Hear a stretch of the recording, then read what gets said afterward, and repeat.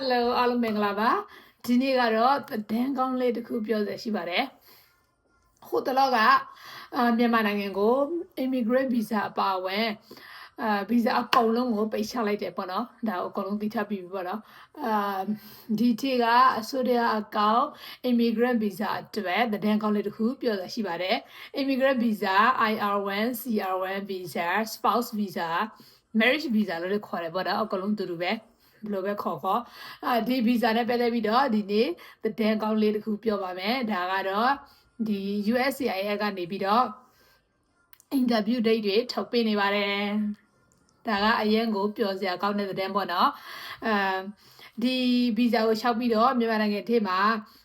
interview ဖြေဖို့စောင့်နေတဲ့သူတွေစစ်ဆေးဖို့စောင့်နေတဲ့သူတွေအတွက်ဆိုလို့ရှိရင်အရင်ကိုပြောစရာကောင်းတဲ့သတင်းဖြစ်ပါတယ်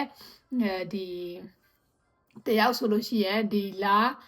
match လာပေါ့နော် match လာထဲမှာ interview day ရထားပါတယ်ဒါဆိုဒီလူတွေက interview ဖြေပြီးလို့ရှိရင် visa ရလို့ရှိရင် American ကိုလာလို့ရနိုင်တယ်ပေါ့နော်ဒါပေမဲ့American ထဲကိုလာလို့ရတယ်လို့တော့အတိအကျတော့မဟုတ်သေးဘူးပေါ့နော်ဒါပေမဲ့ interview ဖြေခွင့်ရတယ်ဆိုတာနဲ့ကိုအတွက်ကိုဖက်ပါနေပြီပေါ့နော်ဒါဆိုဒီ USCIS ကနေ interview ဖြေဖို့ appointment date ရတယ်ဆိုတာနဲ့ဘာဆက်လုပ်ရမလဲပေါ့နော်ဒါကိုလည်းပြောချင်ပါတယ်ဘာဆက်လုပ်ရမလဲဆိုတော့ဒီ USCIS ကနေ interview date ပေးတယ်ဆိုတာနဲ့တပြိုင်နဲ့တခါတည်းစစ်ဖို့ appointment ယူရပါမယ်interview မဖြေခံမှာစေကမဖြစ်မနေအကုန်သူစေရမှာဖြစ်ပါတယ်ဒါဆိုစစ်ဖို့အတွက်ဒီ USCIS ရဲ့ CIS ကပေးပို့တဲ့ email ထဲမှာစစ်ရမယ်နေရာလိပ်စာပြီးတော့ဖုန်းနံပါတ်တွေပေးမထားပါဘူးဒါပေမဲ့ဘယ်လိုဖြစ်လဲဆိုတော့ USCIS ကနေ interview ဖြေဖို့ appointment dateပေးပြီးလို့တရက်နှစ်ရက်သို့မဟုတ်တရက်သို့မဟုတ်နှစ်ရက်ကြာတဲ့အချိန်မှာ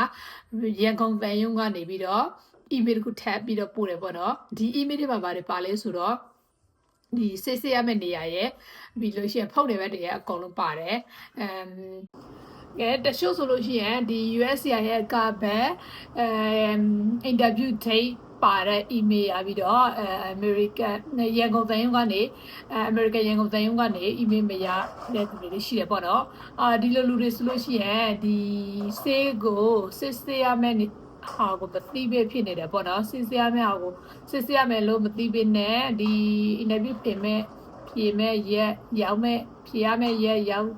တဲ့နေ့ကိုပဲထိုင်ဆောင်နေရတယ်ပေါ့နော်အဲ့ဒီမှာ interview ဖြေဖို့ပေါ်တယ်ဒါပေမဲ့ same စစ်ထားလို့ interview မဖြေခဲ့ရဘူးအဲ့လိုလေးရှိရပေါ့နော်ဒီလိုဆိုလို့ရှိရင်မလာရတော့ဘူးလားအဲ့လိုလေးမဟုတ်ဘူးပို့ပြီးတော့အချိန်ကြာတော့တယ်ပေါ့နော်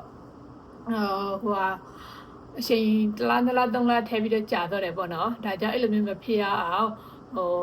interview date ရတယ်ဆိုတာနဲ့စစ်ဖို့ appointment ယူပြီးတော့စစ်ပြီးမှစောင့်နေသင့်ပါတယ်ဒါဆိုဒီရန်ကုန်တိုင်းကမရပါနဲ့ email မရပါနဲ့စစ်ရပဲလိပ်စာမရပါနဲ့ဘယ်လိုလုပ်ပြီးစစ်မလဲပေါ့နော်ဒီလိုဆိုလို့ရှိရတော့ဒီစစ်ရမယ့်လိပ်စာရဲ့စစ်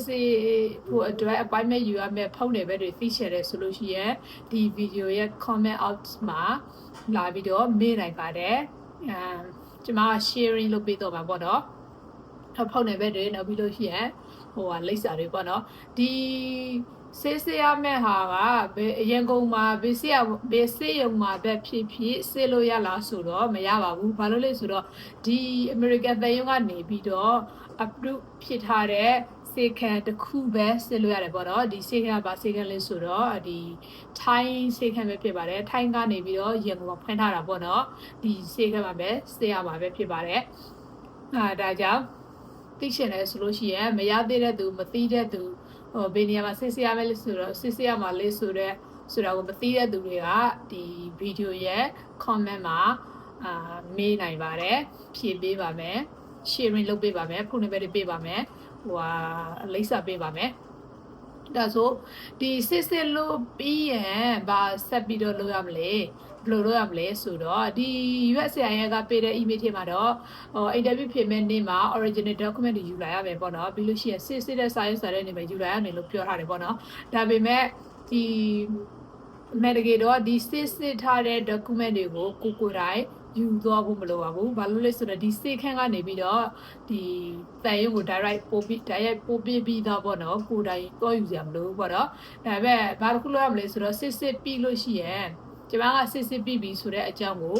ဒီအမေရိကန်ရန်ကုန်တန်ရုံကိုရန်ကုန်မှာရှိတဲ့အမေရိကန်တန်ရုံကို email ပို့ပေးရမှာပဲဖြစ်ပါတယ် email ပို့ပေးလို့ရှိရင်ဒီရန်ကုန်တန်ရုံကနေပြီးတော့တလားနာ3လသူမဟုတ်6လအများဆုံး6လလောက်ကြာနိုင်တယ်ပေါ့နော်အခုဆိုရင်တော့ပို့ပြီးတော့မြန်နိုင်တယ်ဒီရန်ကုန်တန်ရုံကနေပြီးတော့ထပ်ပြီးတော့interview date ကို reschedule လုပ်ပြီးတော့ထပ်ပြီးတော့ပြင်မှာပဲဖြစ်ပါတယ်ဒီကြာမှာ interview အမှန်တကယ်ဖြည့်ဆွေးရမှာပဲဖြစ်ပါတယ်အားလုံးပဲကောင်းကြပါစေနောက်ဗီဒီယိုမှာထပ်ဆုံကြပါမယ်